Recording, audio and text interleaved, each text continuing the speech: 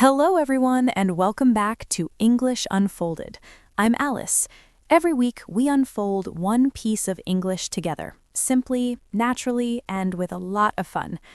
Hey everyone, I'm Jake, and I am a little nervous today actually. Oh, Jake, you look a little tense. What's going on? Well, today's topic is about mistakes, and I make a lot of mistakes in English, so I feel like this episode is about me. Honestly, Jake, that is exactly why this episode is so important. These mistakes are super common. I hear them all the time, even from people who have been speaking English for years. Really? So it's not just me? Not just you at all. And the good news, they are all very easy to fix. Once you hear the correct version, you will never forget it. Okay, I feel a little better now. Today we are going through 8 English mistakes that can make you sound a little awkward, and the natural way to say each one. Let's unfold them together. Let's do it. I'm ready to be a little embarrassed. In the best way possible.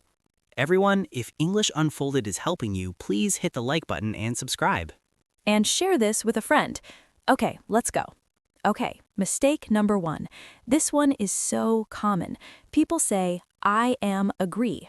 I am agree. Oh, wait, is that wrong? It is. Agree is a verb, not an adjective, so you don't use am with it. The correct way is simply I agree. Just I agree, no am. Right. I agree with you.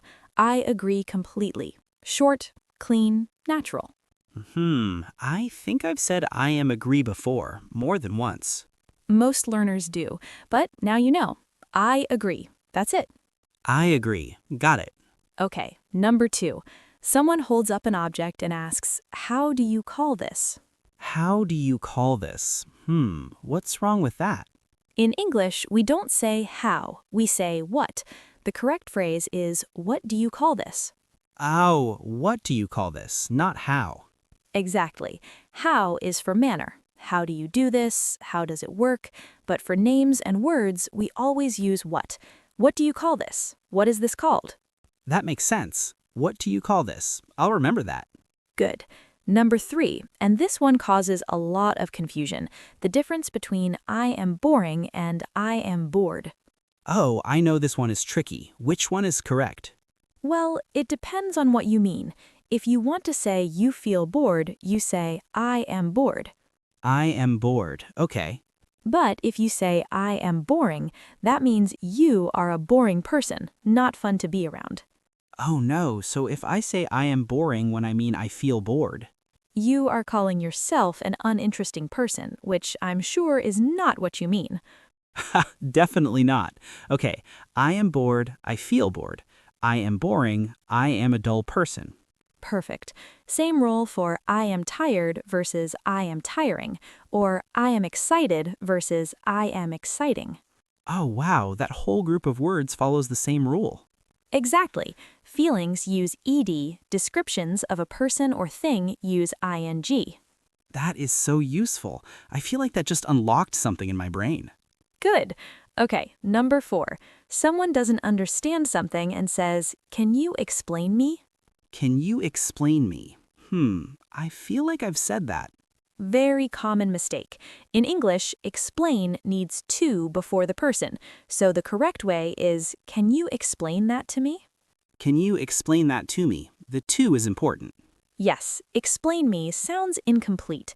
Explain it to me or can you explain that to me? That's natural. Can you explain that to me? Okay, I'll add the to from now on. Great. Number 5. This one is a little long and formal. People say, I want to know your opinion about this. What's wrong with that? It sounds okay to me. It's not wrong exactly, but it's very stiff, very formal.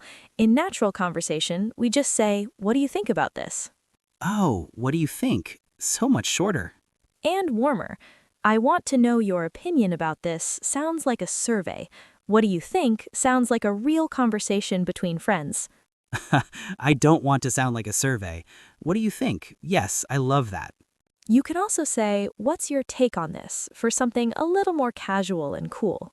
Oh, what's your take? That's very natural. Okay, number 6. People say, it depends of the situation. It depends of? Oh, should it be on? Yes, always on. It depends on the situation. It depends on the weather. It depends on you. Depends on, not depends of. Got it. That one is easy to fix. Very easy. Just swap of for on every time. It depends on how hungry I am. It depends on the traffic. I'm already practicing. Perfect. Okay, number 7. After doing something fun, a party, a dinner, a trip, someone says, I enjoyed. I enjoyed. Is that not enough? In English, enjoy needs an object. You enjoyed something. So you need to say, I really enjoyed it, or I enjoyed the dinner, or I enjoyed myself. Oh, I enjoyed by itself just feels unfinished. Exactly. I enjoyed it, complete. I enjoyed the party, complete. I enjoyed, it's like starting a sentence and stopping halfway. I enjoyed it. I enjoyed myself. Okay, I will never leave that hanging again. Good. And our last one, number 8. This is about goodbyes. A lot of people say, see you soon for every goodbye, even to strangers, even to someone they will never see again. Oh, is see you soon only for people you'll actually see again? Right. See you soon implies you will meet again. So if it's a stranger, say, have a good day, or take care, or just goodbye. If it's a friend, see you later, talk soon, catch you later. Ha, so each goodbye has its right moment. Exactly. And have a great day works for almost anyone, anytime. Safe, warm, and natural. I love have a great day. It always makes people smile. It really does. Okay, 8 mistakes, 8 fixes. Let's do a quick role play.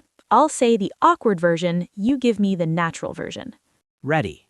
I am agree with you. I agree with you. How do you call this thing? What do you call this thing? I am boring today. I am bored today. Can you explain me this word? Can you explain that word to me? It depends of the price. It depends on the price.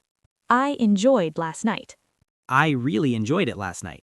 Perfect. You got every single one. That felt so good, like cleaning up a messy room. That is actually the perfect way to describe it. Small fixes, big difference. Okay, let's go over all 8 one more time. Ready? Ready. Number 1, instead of I am agree, just say I agree. Clean and simple.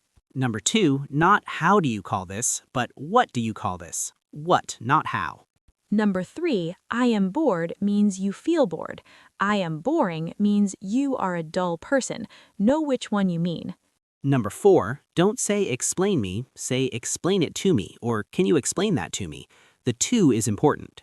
Number 5, skip the formal I want to know your opinion. Just say, what do you think? Warmer, shorter, more natural. Number 6, it's always depends on, not depends of. It depends on everything. Number 7, enjoy needs an object. I enjoyed it. I enjoyed the evening. Never just I enjoyed. And number 8, match your goodbye to the moment. See you soon for friends. Have a great day for everyone else. 8 small changes, 8 big improvements. And remember, making mistakes is not the problem. The problem is not knowing how to fix them. Now you do. I feel so much better about my English right now. Good, because you should. Every mistake you fix is one more door you can open. Before we go, here's today's question. Which of these 8 mistakes have you made before? Be honest, leave a comment below. We won't judge. I'll go first. I've definitely said I am agree before, multiple times. And now you never will again. If this video helped you, please like and subscribe to English Unfolded. Share this with a friend who's learning English. These 8 fixes could change everything. Thank you so much for unfolding today's lesson with us. Keep practicing, keep speaking, and remember, real English is not about being perfect. It's about getting better every day. Take care, everyone. Have a good one. Unfold your voice. Speak with Alice. See you in the next episode. Bye for now.